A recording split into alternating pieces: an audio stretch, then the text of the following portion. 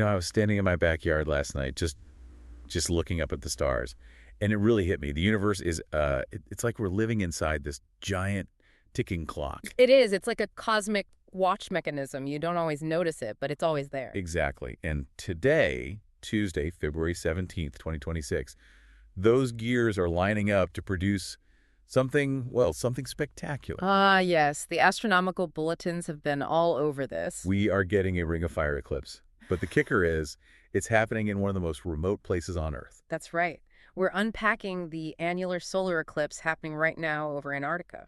So let's get right into the mechanics of this. I was looking at the orbital charts, and the key factor seems to be this word, apogee. Right. Apogee, that's just the term for when the moon is at its farthest point from Earth in its orbit. And that distance it's crucial, isn't it? It's everything. Because the moon is farther away, it appears visually smaller in our sky. It's a simple matter of perspective. So it's not like a total eclipse where the sun gets completely blocked out.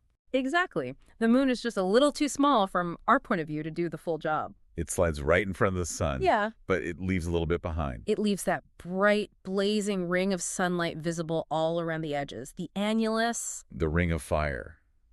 The stats on this are just wild. At maximum coverage, we're talking about 96% of the sun being blocked. And it lasts for up to 140 seconds. Wow, that's almost 2.5 minutes of this perfect textbook geometry. It's a beautiful phenomenon, but as you said, the theater for this show is incredibly exclusive. The path of annularity is almost entirely over Antarctica. And the Southern Ocean, yeah. So who even gets to see the full show? Penguins. Penguins, for sure.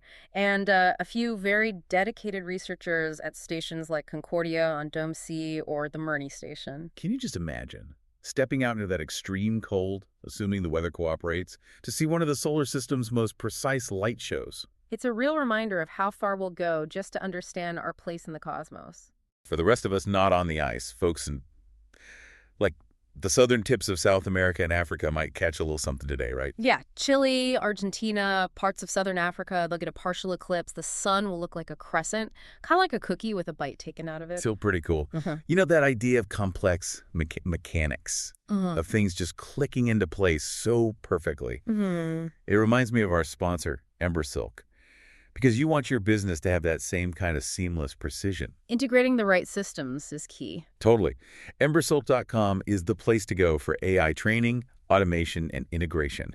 They help you uncover where AI agents can make the most impact for your work or even your personal life to find that perfect alignment. Check them out at embersilk.com. Okay, so back to the eclipse. We absolutely have to highlight the safety protocol. This is the critical takeaway. Yeah. Because this is an annular eclipse. The sun is never fully covered. Never. That ring of sunlight is still the sun. It's incredibly powerful and will damage your eyes. You can't look at it, not for a second.